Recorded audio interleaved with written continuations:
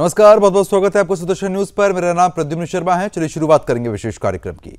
भारत निर्वाचन आयोग ने घोषणा की है कि अगले चरण में 12 राज्यों और केंद्र शासित प्रदेशों में मतदाता सूची का विशेष गहन संशोधन कराया जाएगा। आयोग ने एसआईआर अभियान का शेड्यूल घोषित कर दिया है। आने वाले एसआईआर में पश्चिम बंगाल जैसे चुनावी राज्यों को शामिल किया गया है, लेकिन 2026 में चुनाव होने वाले असम को इन 12 राज्यों में शामिल नहीं किया गया है। आपको हम ये भी जानकारी दे रहे हैं कि बिहार और पश्चिम बंगाल में एसआईआर से लेफ्ट और उनके साथ एंटी बीजेपी इकोसिस्टम को जलन हुई थी। वहीं लोग अब आयोग के असम में एसआईआर ना कराने को लेकर जो फैसला लिया गया है उससे बौखला गए हैं। चुनाव आयुक्त ज्ञानेश कुमार ने सोमवार को एक प्रेस कॉन्फ्रेंस में मीडिया को बताया कि असम के लिए नागरिकता का नियम देश के बाकी हिस्सों से अलग है, इसलिए असम में एसआईआर के लिए अलग आदेश जारी किया जाएगा। असम को अन्य राज्यों और केंद्र शासित प्रदेशों की तरह एसआईआर न कराने की वजह बताते हुए सीईसी कुमार ने कहा है कि चुनाव आयोग असम में एसआईआर कराने के लिए अलग से आदेश जारी करेगा। नागरिकता अधिनियम के तहत असम में नागरिकता के लिए अलग प्रावधान है। सुप्रीम कोर्ट की निगरानी में नागरिकता जांच का काम लगभग पूरा होने वाला है। 24 जून का एसआईआर आदेश पूरे देश के लिए था। ऐसी स्थिति में असम पर इसको लागू नहीं किया गया, लेकिन इस मामले को लेकर विपक्ष ने कई सवाल उठा दिए हैं। करेंगे इसी मुद्दे पर चर्चा खास मेहमानों के साथ।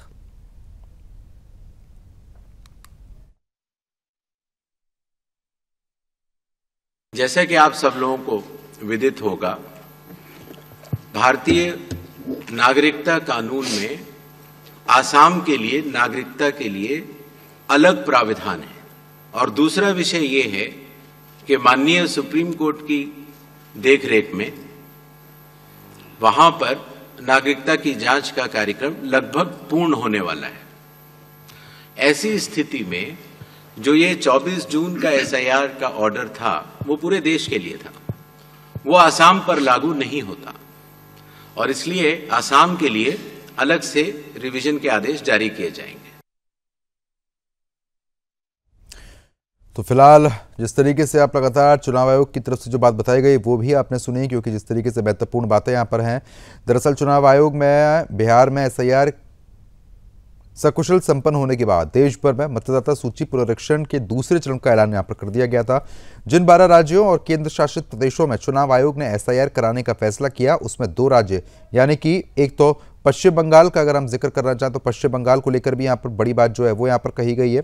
साथ ही साथ आपको ये भी हम जानकारी दे रहे हैं कि और भी राज्यों को लेकर जो है वो यहाँ पर महत्वपूर्ण ऐलान जो है वो यहाँ पर किए गए हैं। ऐसे में जिसके बाद ये ऐलान हुआ तो कहीं ना कहीं बड़ी बात निकल कर सामने आई।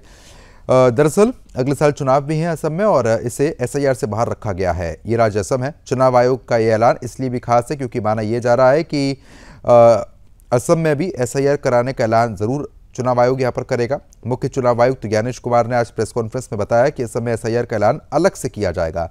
ऐसा इसलिए क्योंकि असम में नागरिकता को लेकर जो नियम है वो अलग है। आपको बताते चलें कि असम में नागरिकता को लेकर एक सुप्रीम कोर्ट के द्वारा जो है मामला निगरानी में है। नागरिकता की जांच लगभग पूरी भी होने वाली है, इसलिए 24वां एसआईआर आदेश पूरे देश के लिए था, लेकिन यह असम पर लागू नहीं होगा। मुख्य चुनाव आयुक्त ज्ञानेश कुमार ने कहा है कि एसआईआर के दूसरे चरण में करीब 51 करोड़ मतदाता शामिल होंगे। एसआईआर ये सुनिश्चित करेगा कि कोई भी पात्र मतदाता छूट न जाए और कोई भी अपात्र मतदाता सूची में शामिल ना हो। प्रक्रिया 4 नवंबर से शुरू होगी। 9 दिसंबर को मसौदा मतदाता सूची प्रकाशित की जाएगी और 7 फरवरी को अंतिम मतदाता सूची जो है वो यहाँ पर प्रकाशित होगी।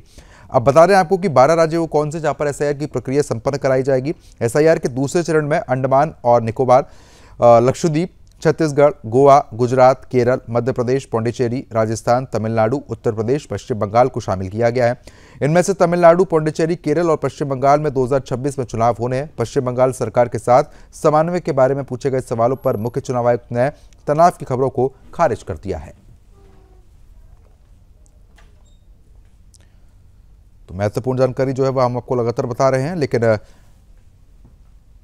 विपक्ष इस मामले पर प्रोपेगेंडा फैलाता हुआ नजर भी आ रहा है, क्योंकि जिस तरीके से बिहार में जब एसआईआर का जिक्र हुआ तो उसके बाद भी विपक्ष ने कई आरोप लगाए थे।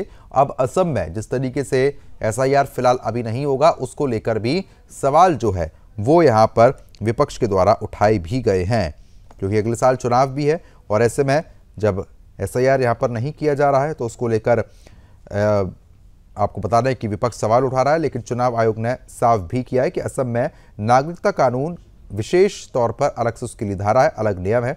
दरअसल असम में नागरिकता कानून की धारा 6A लागू है, जिसके तहत 1 जनवरी 1966 से 25 मार्च 1971 के बीच बांग्लादेश से आए भारतीय मूल के लोगों को नागरिकता के लिए विशेष प्रक्रिया से गुजरना पड़ता है। 1 जनवरी 1966 से पहले आने वालों को सीधे तौर पर नागरिक माना गया। 1966 से 1971 के बीच आए लोगों को रजिस्ट्रेशन के बाद नागरिकता मिल सकती है। 25 मार्च 1971 के बाद आए लोगों को अवैध प्रवासी माना जाता है। इस मामले पर फैसला असम का आपको बता दें कि न्यायाधीश जो हैं वो लगातार कर रहे हैं। अब चर्चा में आगे बढ़ लेते हैं। खास मेहमान हमारे साथ जुड़ चुके हैं, उनका रुख कर लेते हैं और उनसे ये जानने की कोशिश करेंगे कि असम में एसआईआर पर आखिरकार विपक्ष प्रोपेगेंडा क्यों फैला रहा है। बीजेपी प्रवक्ता गौरव मिश्रा हमारे साथ बने हुए हैं। गौरव जी, बहुत बहुत स्वागत। डॉक्टर मोहम्मद, पूर्व संयुक्त निदेशक ईसीआई हैं, डॉक्टर मोहम्मद अमीन। मोहम्मद साहब, आपका बहुत बहुत स्वागत। और कांग्रेस प्रवक्ता हमारे साथ लगातार बने हुए हैं, आशीष सैनी हमारे साथ लगातार बने हुए हैं। सबसे पहले आशीष जी, मैं आप ही के पास आऊंगा। एक तरफ एसआईआर का ऐलान सब जगह यहां पर किया जा रहा है, लेकिन वहीं दूसरी तरफ असम के लिए अलग से एसआईआर का ऐलान किया जाएगा, लेकिन उसके बावजूद आप लोग क्यों भ्रम फैला रहे हैं? देखिए, सबसे पहली स्थिति यह है कि हमारे द्वारा कोई भी भ्रम नहीं फैलाया जा रहा है। जो फैक्ट है वो सामने लाए जा रहे हैं। एसआईआर की जो प्रक्रिया चुनाव आयोग ने अपनाई है, उस चुनाव आयोग की प्रक्रिया में बहुत सी खामियां हैं, बहुत सी कमियां हैं, जिससे कारण से बिहार में जब एसआईआर लागू किया गया तो उस पर हमने वो सवाल उठाए। आज तक भी चुनाव आयोग द्वारा उसके जवाब नहीं दिए गए। तमाम तरह की वीडियोज और इसलिए सबूत के रूप में सामने है, जहां एसआईआर के फॉर्म बिना मतदाता की जानकारी के और किसी एक जगह पर इकट्ठे होकर, और विशेष रूप से तो कुछ जगहों पर भाजपा के पदाधिकारियों के घर पर फर्जी ढंग से भरे गए। यानी आप एसआईआर में जो वोटर कार्ड रिव्यू कर रहे हो, उसमें भी कई सारी धांधलियां और कई सारी, और दूसरे बिहार में एक समस्या थी कि आधार कार्ड को डॉक्यूमेंट नहीं माना जा रहा था। सुप्रीम कोर्ट के इंटरवेंशन के बाद उसको डॉक्यूमेंट माना गया है। तो आज आधार कार्ड के साथ होने के कारण, क्योंकि गरीब से गरीब व्यक्ति के पास भी यदि कोई डॉक्यूमेंट है तो वो उसका एक आधार कार्ड है, और मतदाता पहचान पत्र का आप वेरिफिकेशन कर रहे हो, यानी दोनों को एक साथ जोड़कर चल रहे हैं। जिसके पास आधार और मतदाता पहचान पत्र दोनों होंगे, उसको आपने आधार मान लिया है। अब दूसरी समस्या है कि इसे आपने पूरे देश में लागू किया है। जब ये मॉडल एक राज्य में लागू करने में आप सही ढंग से सफल नहीं हो पाए, तो पूरे देश में लागू करने का मतलब है कि आप बैठे बिठाए एक ऐसी समस्या खड़ी करते रहो मतदाताओं के सामने, ताकि वो उसमें उलझा रहे। और जो मतदाताओं को लेकर, मतदाता सूची को लेकर और मतदाता सूची में वोटों का विलोपन और नए वोट जोड़ने को लेकर जो हमारी मुहिम चल रही है, महाराष्ट्र, हरियाणा और अनेक राज्यों में जो खामियां निकली हैं, उसका समाधान चुनाव आयोग के पास नहीं है। तो ये किन लोगों को लेकर आएंगे, किस सिस्टम में काम करेंगे और कैसे एसआईआर पूरे देश में लागू करेंगे, इस पर सवाल है।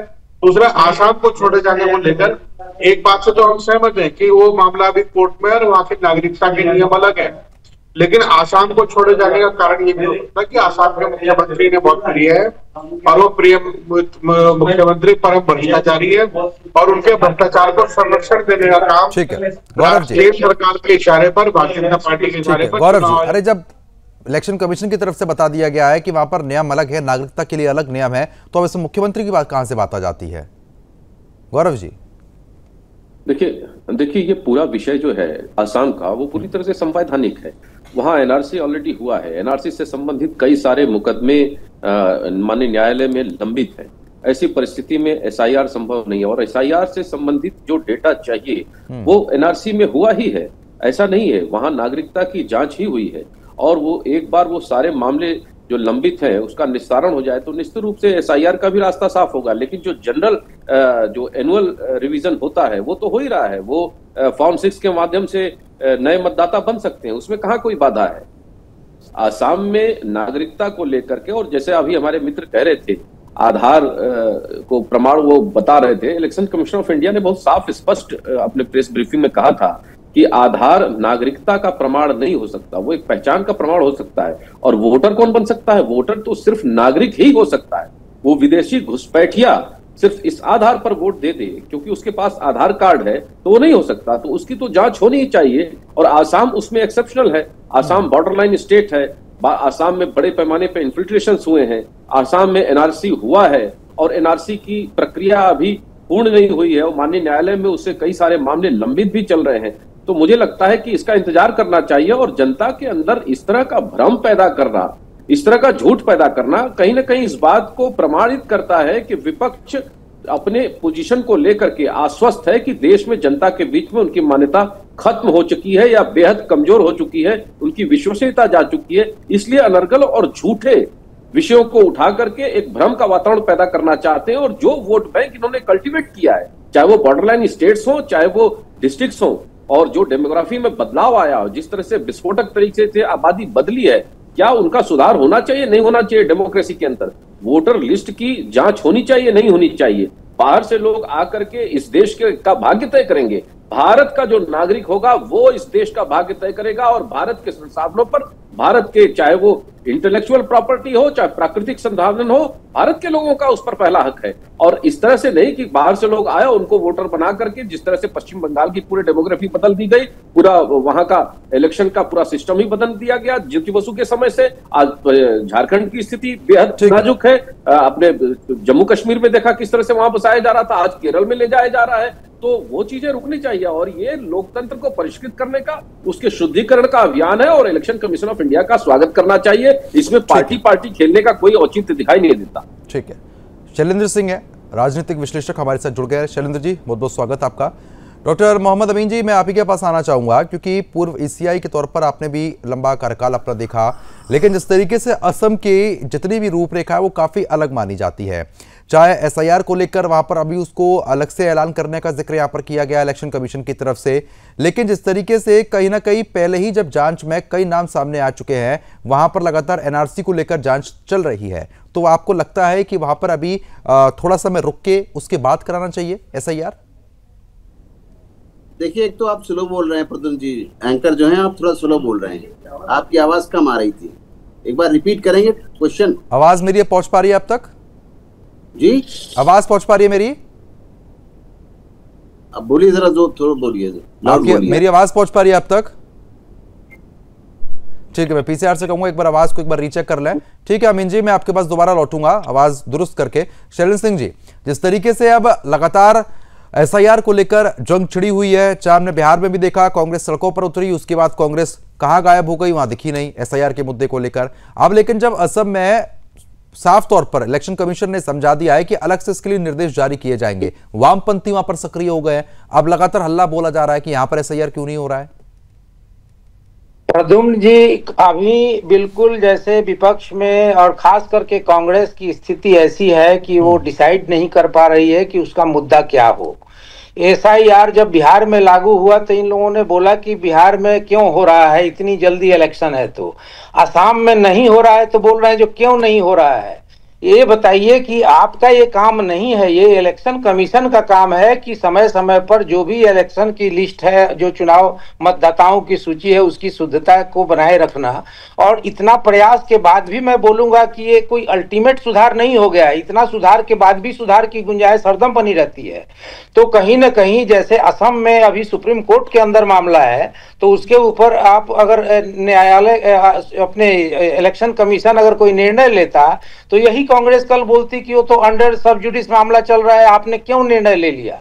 हम कोई जो चुनाव आयोग है उसकी वकालत नहीं कर रहे हैं, ना हम सरकार की वकालत कर रहे हैं, हम केवल कांग्रेस के कंफ्यूजन की बात कर रहे हैं। ये जहां होता है तो कहते हैं जो क्यों हो रहा है, और नहीं होता है तो कहते हैं क्यों नहीं हो रहा है। और इस वजह से ही इनको पूरे देश की जनता खारिज करती है। और इलेक्शन कमीशन अपने हिसाब से काम कर रहा है, पारदर्शिता के साथ काम कर रहा है। आपने देखा पीछे की कटिहार और पूर्णिया जो सीमांचल के प्रदेश हैं बिहार के अंदर, इसी चुनाव में गांव की जनसंख्या के अंदर उस परिवार में अगर 50 लोग हैं तो 100 आधार कार्ड पाए गए थे, और बाद में वो सारे आधार कार्ड फर्जी थे। तो इन लोगों ने मांग तो की, जिसको सुप्रीम कोर्ट ने एडमिट किया कि हाँ आधार कार्ड को भी एक आधार माना जाए, 11 कागज की जगह 12 कागज। लेकिन फाइनली उस पर क्लियर लिखा हुआ है कि यह नागरिकता का प्रमाण पत्र नहीं है। तो इलेक्शन कमीशन आपके आधार कार्ड को देखने के बाद भी इस चीज को आश्वस्त करने के लिए स्वतंत्र है कि हाँ ये आप सचमुच भारतीय नागरिक हैं कि नहीं है। और ये लोग, ये जो विपक्ष की जो पार्टियां हैं, ये सरकार की चीजों को, हर बात को रिजेक्ट करके देश से विदेश में तक, राहुल गांधी जी विदेश में जाकर के बोलते हैं कि भारत में लोकतंत्र खत्म हो गया है। देश में आते हैं SIR का आंदोलन होता है। आज समझ लीजिए कि चुनाव के चंद दिन रह गए हैं, 4-6 तारीख को पहला चरण का चुनाव है। राहुल गांधी ने कोई वहां पे पार्टी नहीं की, कोई वहां पे प्रचार नहीं किया, केवल एक माहौल बनाना था, उनको आरजेडी के ऊपर दबाव बनाना था कि ज्यादा से ज्यादा सीटें मिल जाए। इसके लिए एक छोटा मोटा मुद्दा लेकर के वहां गए और अपने हिस्से का जो कुछ भी लेकर के मिला चले आए और कांग्रेसियों को अपने हाल पे छोड़ के चले आए। आज उनकी जरूरत बिहार में थी, आज उनकी जरूरत बिहार में थी, लेकिन बिहार में राहुल गांधी गायब हैं। इलेक्शन से 15 दिन पहले विदेश घूम रहे हैं। शैलेंद्र जी आ रहा हूं। डॉक्टर अमीन जी, मेरी आवाज आप पहुंच पा रही है अब तक? ये आ रही है आवाज। ठीक है डॉक्टर अमीन जी, क्योंकि देखिए ये सही के तौर पर जिस तरीके से आपने लगातार लंबा कार्यकाल देखा, सब चीज़ भली बाती आप जानते हैं। मैं आपसे ये समझना चाह रहा हूं कि असम के हर एक चीज़ अलग है। वहां पर जिस तरीके से एसआईआर को लेकर एक अलग से लागू करने का फैसला किया गया है, क्योंकि एनआरसी वहां पर लागू है, पहले से सब चीज़ें चल रही है, लेकिन विपक्ष उस पर भ्रम फैलाने का काम कर रहा है। कितना जरूरी है वहां पर एसआईआर जब एनआरसी पहले से ही है? तो देखिए, एसआईआर की जो प्रक्रिया है उसको सुप्रीम कोर्ट भी नहीं रोकता है। वो एक संवैधानिक प्रक्रिया है। अगर इन लोगों को इलेक्शन लड़ना है तो वहां पर इलेक्शन कमीशन अपने अरेंजमेंट्स करेगा, इसमें किसी को कोई चैलेंज नहीं कर सकता। सबसे बड़ी बात क्या नजर आ रही है कि आप जो मैं सुन रहा हूं शुरू से अभी तक कि जो भी पार्टियां हैं, जो रूलिंग पार्टी हैं, उनके लोग हमेशा इलेक्शन कमीशन की बातें करते हैं। इलेक्शन कमीशन सामने आके क्लियर कट बात नहीं करता है, ये देखा गया है। और हम जैसे लोग ही उसका बचाव कर पाते हैं इस बात के लिए कि नहीं, इलेक्शन कमीशन की जो प्रक्रियाएं वो सही है। उनको सही दिखना भी चाहिए जहां तक सवाल है। और इन जो पार्टी के कार्यकर्ता हैं, जो स्पोक्स पर्सन आते हैं, वो हमेशा ही एक इलेक्शन कमीशन का बचाव करते हैं। इससे जनता में भ्रम पैदा होता है कि क्या इलेक्शन कमीशन मिला हुआ है, क्या इलेक्शन खरीदा गया है, या इलेक्शन के अधिकारी इनके बिके हुए हैं। ऐसा बिल्कुल नहीं है, न कभी था, न है, न रहेगा। आपको याद होगा, अगर होता भी था तो आप देखेंगे कि चावला साहब वो कांग्रेस माइंडेड थे। आप देखेंगे सरदार जी एमएस गिल, उनको राज्यसभा का एमपी बनाया गया, फिर उनको मिनिस्टर भी बनाया गया। ये सब क्या दर्शाता है? ये उस वक्त भी बीजेपी ने ऑब्जेक्शन उठाए थे और आज कांग्रेस उठा रही है। इलेक्शन कमीशन को कभी किसी ने किसी अच्छाई का सर्टिफिकेट नहीं दिया। आप बात मानेंगे, 1952 से लेकर आज तक इलेक्शन हो रहे हैं, हमेशा अच्छे इलेक्शन हुए हैं और हमेशा कराए गए हैं। और जब भी स्टेप बाय स्टेप सुधार लाने थे वो किए गए। अब जहां तक सवाल है बिहार का, तो बिहार में तो आज इलेक्शन हो रहे हैं, इसलिए इस प्रक्रिया को राहुल गांधी खुद उठाया था महाराष्ट्र के इलेक्शन में और कहा था कि हमारे वोट काटे गए हैं और बीजेपी के वोट बढ़ा दिए गए हैं। इसीलिए एसआईआर प्रक्रिया को शुरू करना था तो बिहार से शुरू कर दिया गया। अब जब बिहार से शुरू हो गया है तो अब जो हमारी कमिंग स्टेट है उनमें इलेक्शन हैं। उसमें आप देखेंगे आसाम भी है और बंगाल भी है, केरला भी है, तमिलनाडु भी है। और आप बात फिर कहते हैं कि अभी आज फिर एक बात नई बात पैदा हुई कि महाराष्ट्र में प्रोसेशन करेंगे। किस लिए करेंगे? कि वहां भी होना चाहिए। अब कहीं पर आप मांग करते हैं करना चाहिए, क्यों? क्योंकि वहां पर बीएमसी का इलेक्शन है। वहां कैसे हम चुनाव, वहां पे हम जो हमारा चुनाव के लोग हैं वो सारे स्टेट के कर्मचारी होते हैं। और आज ममता बहन जी चिल्ला रही है इस बात को, बंगाल के अंदर क्या चिल्ला रही है कि साहब ये गड़बड़ हो जाएगा। क्यों? क्यों भाई, सारे अधिकारी तो आपके ही हैं, आपके स्टेट के लोग हैं, आपके बंगला बोलने वाले हैं। कोई दिल्ली से तो गया नहीं वहां पे चुनाव कराने के लिए या लिस्ट बनाने के लिए। ये सब बेकार की बातें, निराधार आरोप है जो हमारे इलेक्शन कमीशन पर समय समय पर लगाते गए। इसके लिए ये इस तरह की बातें करते हैं। कुछ नियम कायदे कानून है। याद होगा आपको कि बिहार के लिए भी कहा गया था कि कम समय है, लेकिन इलेक्शन कमीशन ने टाइमली अपनी जो वोटर लिस्ट तैयार की। क्या कोई ये नहीं चाहता? मुझे जवाब दीजिए प्रद्युम्न जी, क्या आपका दर्शक या आपके जो यहाँ पर बैठे हैं ये लोग नहीं चाहते कि इनका वोटर आईडी कार्ड में फेस साफ सुथरा और कलर आए?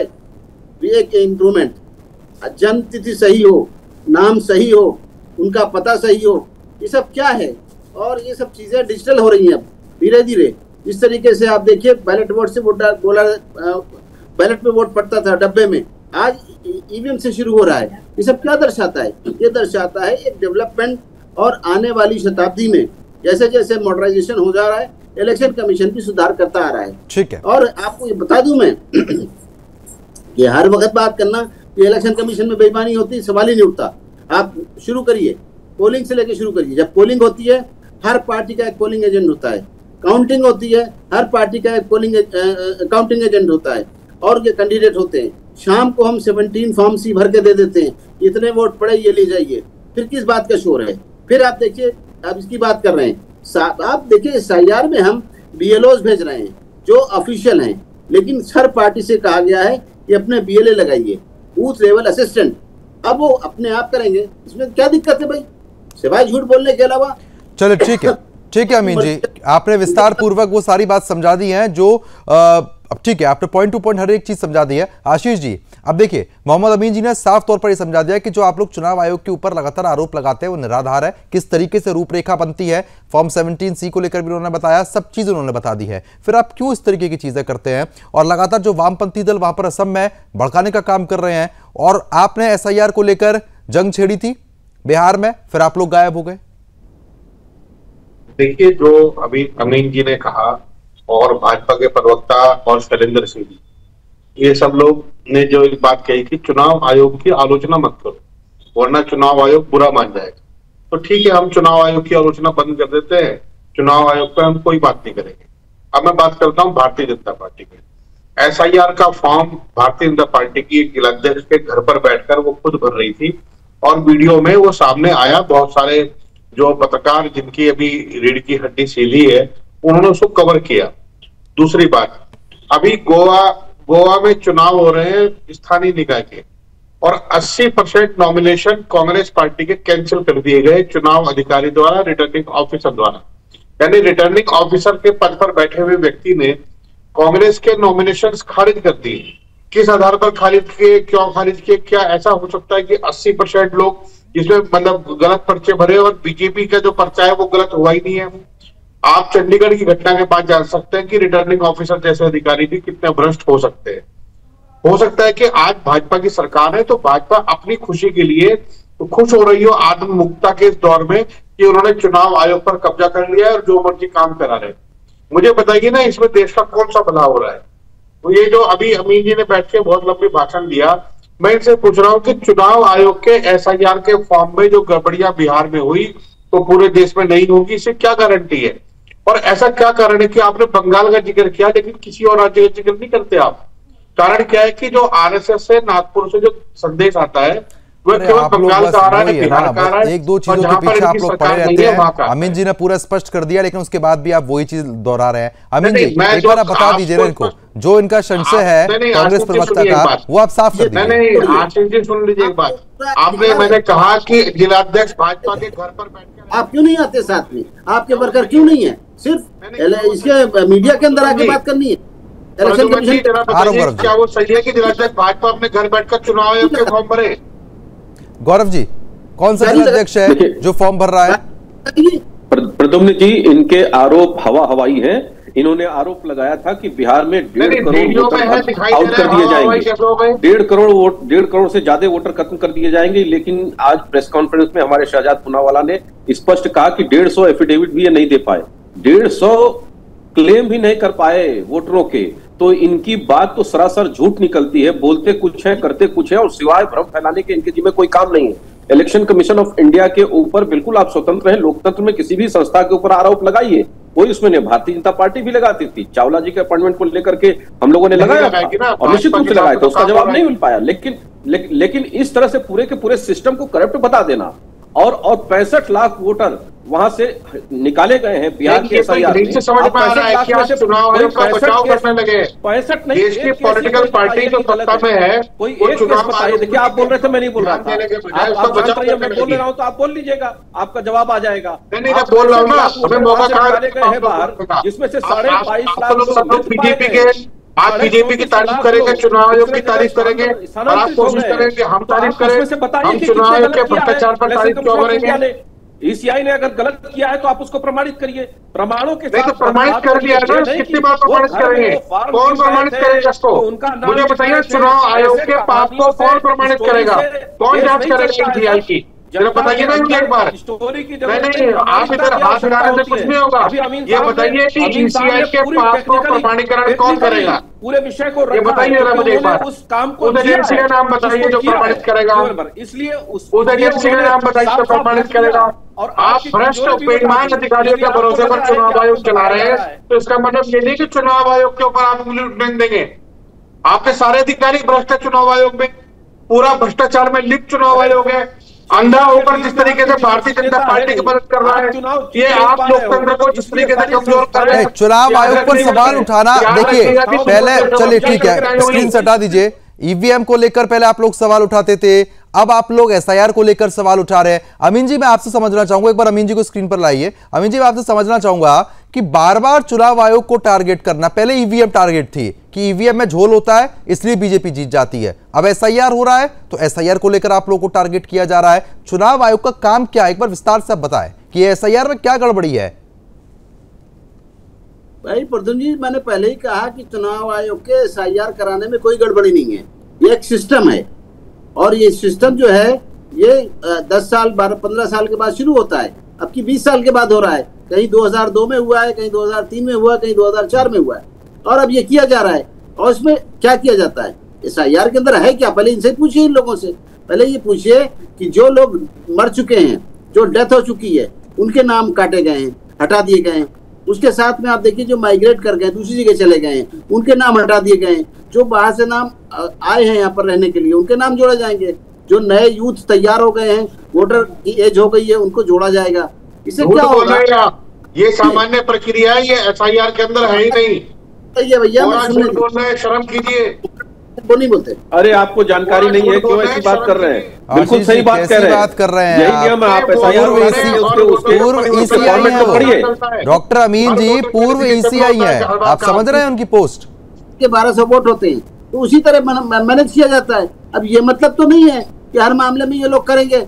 इसमें याद होगा तेजस्वी ने कहा था हम इलेक्शन नहीं लड़ेंगे, हमने कहा था मत लड़िए। डॉक्टर मोहम्मद अमीन जी जिस तरीके से तमाम जानकारी दे रहे थे, शैलेंद्र जी देखिए हर चीज पर इलेक्शन कमीशन पर सवाल उठा देना, पहले ईवीएम अब एसआईआर, अब आशीष जी ने तो हद ही कर दी। आशीष जी कह रहे हैं कि ऐसा तो कुछ है ही नहीं उसमें, फिर कैसा है? देखिए प्रद्युम्न जी, ये जॉर्ज सोरस अंकल जी ने जो वहां से शगुफा छोड़ा ईवीएम का, तो इनके नेता ईवीएम करते रहे, वो नहीं चला। उसके बाद जॉर्ज सोरस अंकल ने बोला कि संविधान खतरे में है बोलो, तो वो थोड़ा बहुत चला, उसमें बीजेपी को डेंट लगी थी। अब इसके बाद वो उसके बाद आ गए जातीय जनगणना पर कि चलो जातियों में लड़ाई जाए। आपकी दलाली तो खतरे में है, की सरकार ने सरकारी चाटुकारिता खतरे में है। सुनिए, पर सवाल नहीं, सवाल आप जैसे लोगों पर है। अरे भाई आशीष जी, अपने टर्न पे आप शांति बनाए रखिए, आप इलेक्शन कमीशन इतने सीनियर पदाधिकारी को भी बोल रहे हैं जो भाषण दे रहे हैं, इस तरीके के शब्दों का इस्तेमाल आप लोग क्यों करते हैं कांग्रेस वाले लोग? संयमित कीजिए। मेरी वाणी बिल्कुल ठीक है, आप देश के लोकतंत्र के हत्यारे हैं, आपके प्रति मेरी वाणी बिल्कुल ठीक है। जातीय जनगणना को भारतीय जनता पार्टी की सरकार ने एक्सेप्ट कर लिया। एक सेकंड, आप किससे कह रहे हैं आशीष जी?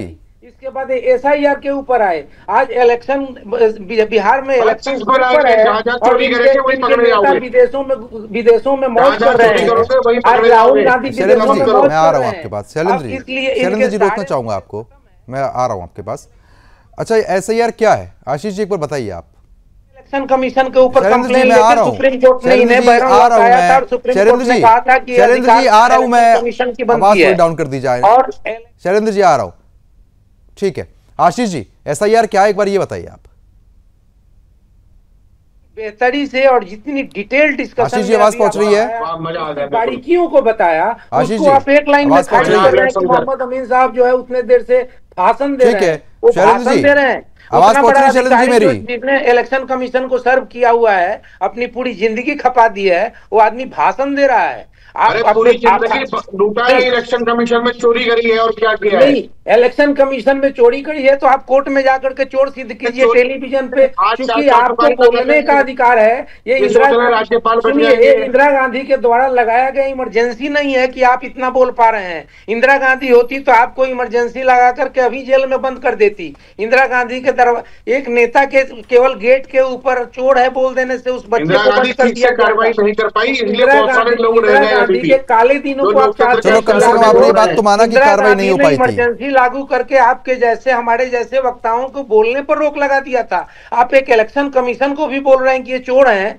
ये भाषणबाजी कर रहे हैं, चोर है जो इलेक्शन कमीशन की तारीफ कर रहे हैं, वो इलेक्शन कमीशन सुनिए, ये लोकतंत्र की चोरी है और भारतीय जनता पार्टी ने इतनी छूट दे रखी है और भारतीय लोकतंत्र ने इतनी छूट दे रखी है, भारत के संविधान ने। ठीक है चलिए, ठीक है, वैसे चर्चा नहीं होगी, एक एक करके बात करेंगे, ये कोई तरीका नहीं है। शैलेंद्र जी मेरी आवाज पहुंच रही है? अगर आवाज पहुंच रही है थोड़ा आप शांत हो जाइए, मैं आपके पास लौटूंगा। आशीष जी मेरी आवाज आ रही है?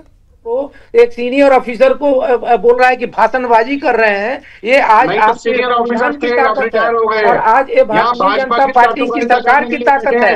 या फिर इलेक्शन कमीशन बन के दिया है के जैसा और सीनियर ऑफिसर को बहुत बड़ी ठीक है, दोनों की आवाज गिरा दीजिए, आवाज गिरा दीजिए, दोनों की आवाज गिरा दीजिए। बीजेपी प्रवक्ता बने हुए गौरव जी, बड़ा सवाल यह है कि इस तरीके की भाषा, अमर्यादित भाषा, पूर्व ईसीआई हमारे साथ बने हुए हैं, उनके लिए इस तरीके के शब्दों का इस्तेमाल कर रहे हैं। देखिए, इनकी परेशानी कहां से है वो आप समझने की कोशिश करिए। देश को इन लोगों ने सराय बना रखा था, देश को इन्होंने खुला दरबार बना रखा था, रोहिंग्याओं के लिए, बांग्लादेशियों के लिए, पाकिस्तान से आने वाले लोगों के लिए सारे बॉर्डर पोरस थे और खुला हुआ था। आज बॉर्डर सील हो रहे हैं, घुसपैठिए चिन्हित हो रहे हैं, जो देश के मूल नागरिक हैं उनके अधिकार सुरक्षित हो रहे हैं। और इन्होंने 2004 में जब इनकी सीटें कम आई थी तब इन्होंने एक कमेटी बनाई थी कि किस तरीके से हमारा वोट सब्सटेंशियल तरीके से बढ़े। तो उसी समय इन लोगों ने इस तरह की पॉलिसी बनाई थी कि कम से कम समय में ज्यादा से ज्यादा घुसपैठियों को देश के अंदर बसाया जाए और उनकी आबादी लेकिन गौरव जी बड़ी बात तो ये भी है ना कि एसआईआर का फॉर्मेट ही चेंज कर दिया, उन्होंने पूरा फॉर्मेट ही बदल दिया। जब मोहम्मद अमीन साहब बता रहे हैं कि एसआईआर में क्या क्या है, कांग्रेस प्रवक्ता कह रहे हैं ऐसा कुछ है ही नहीं। एसआईआर का फुल फॉर्म ये नहीं बता, मैं बता रहा हूँ एसआईआर का फुल फॉर्म और उसका केवल मीनिंग बता दे, मैं डिबेट छोड़ दूंगा। आशीष जी बताइए क्या है एसआईआर, फॉर्म बता दे और उसका मीनिंग बता दे। आपने जो यहाँ ये नौटंकी में लोगों को शामिल किया है, जो बिल्कुल सच सीधे सबूत पर जवाब देने के, अरे आप एसआईआर क्या, आप ये बताइए ना, घुमा दे क्यों बात को आप, एसआईआर बता दो ना, एसआईआर क्या है देश के लिए, उनको अपमानित करने का काम करते हैं। ये सेना के अधिकारियों को अपमानित करेंगे, ये ईसीआई के अधिकारियों को। अरे मेरी मजबूरी छोड़िए, आप लोग ले देके सिर्फ मीडिया के पास आ जाते हैं और कुछ नहीं है। नहीं नहीं नहीं नहीं, मैं आपसे पूछ रहा हूँ ना, क्योंकि आपने बोला था ना एसआईआर में ऐसा कुछ नहीं। आप बताइए एसआईआर क्या होता है, आप ये बताइए एसआईआर क्या होता है, मेरे पर छोड़ दीजिए, मीडिया पे आप लोग की पुरानी आदत है आरोप लगाने की। एसआईआर क्या होता है आप ये बता दीजिए। एसआईआर क्या होता है आप ये बता दीजिए ना, क्या होता है एसआईआर? जबकि उसकी परिभाषा अमीन साहब ने बता दी पूरी, उसके बाद ये नहीं बता पा रहे। इनको टैगलाइन यही मिली हुई कि केवल गाली देना है और उल्टा सीधा बोलना है। अरे आशीष जी, आप एसआईआर क्या होता है आप ये बताइए ना।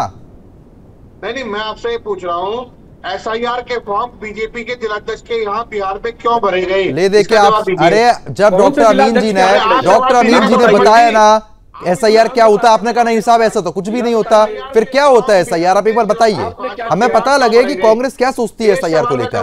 बस केवल एक सवाल है, जिलाध्यक्ष भाजपा के यहाँ एसआईआर के फॉर्म क्यों भरे गए? मैं इस सवाल का, ठीक है अब आपका सवाल हो गया, मैं इस सवाल का तुरंत जवाब लूंगा, लेकिन उससे पहले आप ये बताइए कि एसआईआर क्या है।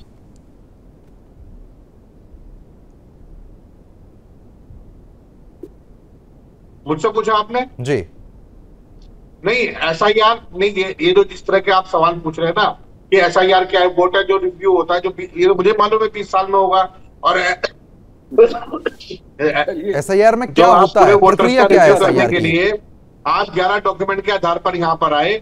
हमारी आपत्ति केवल इस बात पर थी, जब इससे पहले भी एसआईआर हुई कभी देश के नागरिकों ने, मतदाताओं ने एसआईआर पर सवाल नहीं उठाया। इस बार सवाल इसलिए उठे क्योंकि आपने वोटर आईडी कार्ड कहां सवाल उठा रहे हैं, सवाल तो आप ही लोग उठा रहे हैं। करने के लिए आधार कार्ड को नहीं माना, आप आधार कार्ड को नहीं मान रहे ना, इसी पर आपत्ति थी बिहार में। अब तो लोगों के हिसाब से थोड़ी ना काम करेगा चुनाव आयोग। अमीन जी, आधार कार्ड का क्या रोल है इसमें, आधार कार्ड का क्या रोल है? नहीं, आधार कार्ड का रोल नहीं है तो फिर वोटर कार्ड है क्या? फिर इसमें बातों की बहुत ज्यादा शोर मचा रहे थे।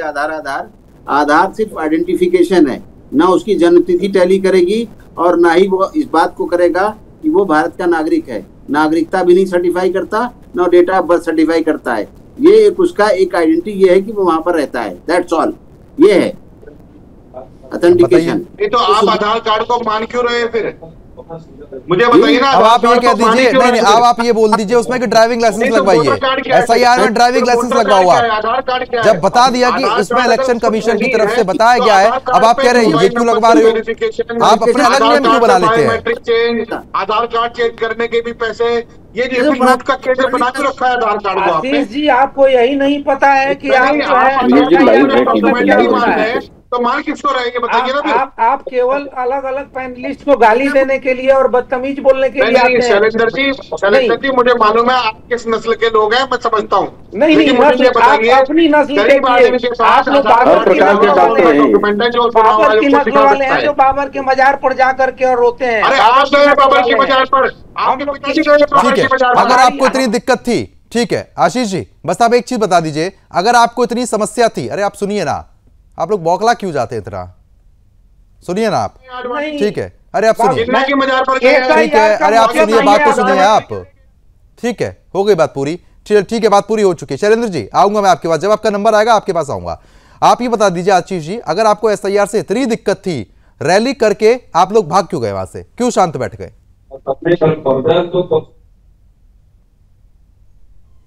बताइए आशीष जी, रैली करके छोड़ने की नौबत क्यों आई? मैं सवाल सुन नहीं पाया सर आपका। आशीष जी, आप लोगों ने, कांग्रेस पार्टी ने रैली निकाली एसआईआर के खिलाफ, उसके बाद आप लोग बिल्कुल ही गायब हो गए। अगर गलत था तो लड़ते ना उस चीज के लिए, आप लोग क्यों शांत बैठे? देखिए ऐसा ना प्रद्युमन शर्मा जी, लगता है या तो आपकी जानकारी कम है या आपकी मजबूरी ज्यादा है। हम लोग कोर्ट में गए और आधार कार्ड को एक वैलिड डॉक्यूमेंट बनाने के लिए आदेश लेकर आए और आज वो एक वैलिड डॉक्यूमेंट है। यही लड़ाई थी और ये लड़ाई पूरी हो गई। अब आप इसको मतलब समझना, आपने आधार कार्ड का जिक्र नहीं किया था, आपने वोट काटने की बात कही थी। पहले अपनी जानकारी दुरुस्त कीजिए, इसलिए पहले मैंने आपको सुना, उसके बाद जवाब दिया। नहीं, उसके बाद जवाब दिया। आप ये नहीं कि पैनलिस्ट को कुछ भी बोलेंगे, एंकर को कुछ भी बोलेंगे। आपने क्या बोला, कांग्रेस पार्टी ने क्या बोला? वोट काट रहे हैं हमारे। मैं वोट काट रहे ना, तो फिर ये बात मानिए ना, आधार कार्ड की बात कैसे आती है इसमें? नहीं था, उसकी वोट काट रहे थे। ठीक है गौरव जी, गौरव जी, यात्रा शुरू करी, उसके बाद कहां गायब हुए अभी तक नहीं पता। राहुल गांधी जी अभी तक नहीं पहुंचे हैं बिहार में। देखिए राहुल गांधी जी हर उस जरूरत के समय पर गायब रहते हैं, क्योंकि वो राजपुत्र हैं, उन्हें संघर्ष से कोई लेना देना नहीं है। और बिहार में तो वो अपना कोटा पूरा करके जा ही चुके हैं। तेजस्वी जी के नेता बन करके अपने आप को मीडिया में हाईलाइट करा के जा ही चुके हैं। और वहां पर तेजस्वी और कांग्रेस का जो अंतर्द्वंद है वो भी साफ और स्पष्ट देखा जा रहा है। ये हताशा इनकी बोल रही है कि चुनाव ये हार रहे हैं, बुरी तरह से हार रहे हैं और एनडीए सरकार बना रही है बिहार में। उस हताशा में ये इस तरह की भाषा बोल रहे हैं, किसी को स्वीकार करने के लिए तैयार नहीं है। सत्य को सत्य के रूप में कांग्रेस ने कभी स्वीकार ही नहीं किया। अपने झूठ को 100 बार बोल करके सत्य बनाने की जो ये कोशिश कर रहे हैं, वो भी गुब्बारा, वो भी हवा निकल जाएगा। आप बताइए, एसआईआर की सामान्य सी प्रक्रिया, 8 बार एसआईआर हो चुका है। इंदिरा जी ने 2 बार कराया है, नेहरू जी के कार्यकाल में 1 बार हुआ है। वो नहीं बता पा रहे आप। लेकिन पिछले 20-22 वर्षों में जिस तरह से बेतहाशा वोटरों की जो त्रुटियां हैं, उनका शुद्धिकरण होना चाहिए या नहीं होना चाहिए? आज 65 लाख लोग जो बाहर हुए, उसमें एक भी कमी है नहीं। गौरव जी, बस आप एक चीज का जवाब दे दीजिए, क्योंकि फिर शैलेंद्र जी के पास मेरे को जाना है। साफ तौर पर कांग्रेस प्रवक्ता कह रहे थे कि भाई हमें आधार कार्ड से दिक्कत थी, इसलिए हम कोर्ट में गए और कोर्ट में मैटर सुलझ गया तो मामला शांत हो गया है। ये वाकई में एसआईआर में सिर्फ आधार कार्ड की कमी की वजह से लोग वहां पर गए थे या वोट काटने की बात को लेकर गए थे? देखिए, वोट नागरिकता का विषय है। जो इस देश का नागरिक है उसका ही वोटर लिस्ट में नाम आएगा। इस आधार पर उसको वोट देने का लाइसेंस नहीं मिलेगा, क्योंकि उसके पास आधार कार्ड है। अगर वो इस देश का नागरिक, और नागरिकता की पुष्टि के कई परिमाण हैं, अगर वो पूर्ति करता है तो निश्चित रूप से हर प्रदेश में अलग है। जैसे आपने शुरू में ही बताया, आसाम में नागरिकता का की व्यवस्था अलग है। शैलेंद्र जी अब जी, सबसे पहले कांग्रेस के जो प्रवक्ता हैं ये बदतमीजी करते हैं। जो भी पैनलिस्ट इनसे एग्री ना करे उसको ये कभी किसी को अंधा बोलते हैं, किसी को दलाल बोलते हैं। तो ये मेरी पर्सनल दिखाई नहीं दे रही आज के बिहार के आपसे पर्सनल रिक्वेस्ट है कि आप अपने संस्कार को अपने चैनल पे न लाएं, आपके संस्कार को टीवी चैनल पे न लाएं।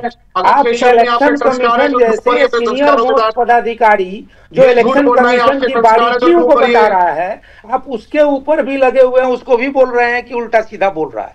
इस बात का मुझे बहुत सख्त ऐतराज है। दूसरी बात यह है आपके पास जो भी देश के भलाई के मुद्दे आते हैं कि मान लो कि वोटर कार्ड के ऊपर किसी का चेहरा साफ आ जाए, नई रंगीन फोटो आ जाए, उसका एड्रेस अपडेट हो जाए, तो उस चीज के ऊपर कांग्रेस को चीज खैर पसंद नहीं आएगी ना। पुराना दुराना धुंधला चेहरा देखने की आदत पड़ गई है। प्रद्युमन जी 15 सेकंड, इनके नेता की इनके बुद्धि का लेवल बताता हूँ। राहुल गांधी के बच्चा बुद्धि का कि 01 मकान नंबर, जिसका कोई मकान ना हो, किसी पेड़ के नीचे रहता है तो उसका 0 नंबर दिया जाता है। उन्होंने एक भाषण में बोल रहे थे कि देखो 0 नंबर के इतने हजार लोग हैं। इसका मतलब हो गया क्या कि लोगों में एक शगुफा छोड़ना कि 0 नंबर कुछ होता ही नहीं है। इलेक्शन कमीशन ने उसकी सफाई। अमीन जी कुछ कहना चाह रहे हैं, समय कम है, मैं आ रहा हूँ। चलें जी, अमीन जी। हाँ, जो अभी ये विश्लेषक कह रहे थे कि क्या नाम जीरो की बात है, मैं कहता हूँ कि एक रक्शे वाला जो कि रहता है सब्जी मंडी में, बाटा की दुकान के सामने, दिन भर काम करता है, रात में आके रक्शे पे सो जाता है, उसका पता लिखा जाएगा। हमारा बीएलओ जब लिखेगा उसका आई कार्ड बनेगा कि हमारा भारतीय है, वो नंबर 1 वोटर देने का अधिकार है। और इलेक्शन कमीशन में अगर वोटर नहीं होंगे तो फिर कमीशन किस बात का और स्टेक होल्डर किस बात के, जो पार्टी के, तो उसका लिखा जाएगा राम अवतार, रक्षा चालक और अपोजिट सब्जी मंडी दिवाकर नगर, ये लिखा जाएगा उसका एड्रेस। जीरो की कोई जरूरी नहीं है, फ्लाईओवर के नीचे है तो फ्लाईओवर के नीचे लिखा जाएगा, झोपड़ी में तो झोपड़ी में लिखा जाएगा। ठीक है, आप सभी मेहमानों का अब समय कम है, बहुत बहुत शुक्रिया हमारे साथ जुड़ने के लिए, इस मुद्दे पर विस्तार पूर्वक चर्चा करने के लिए। आपने अपनी अपनी प्रतिक्रिया यहां पर रखी, बहुत बहुत शुक्रिया आप सभी का। तो फिलहाल जिस तरीके से आपने देखा असम में एसआईआर पर विपक्ष का प्रोपेगेंडा जो है वो साफ तौर पर देखने को मिला। असम से लेकर बिहार तक हमने बात करी और बिहार से लेकर असम में क्या कुछ स्थिति बन सकती है उसको लेकर चर्चा की, लेकिन फिलहाल अब भी कोई साफ जवाब नहीं है। जब इलेक्शन कमीशन साफ कर चुका है उसके बाद भी साफ तौर पर विपक्ष प्रोपेगेंडा फैलाता हुआ नजर आ रहा है। अभी के लिए सिर्फ इतना ही, नमस्कार।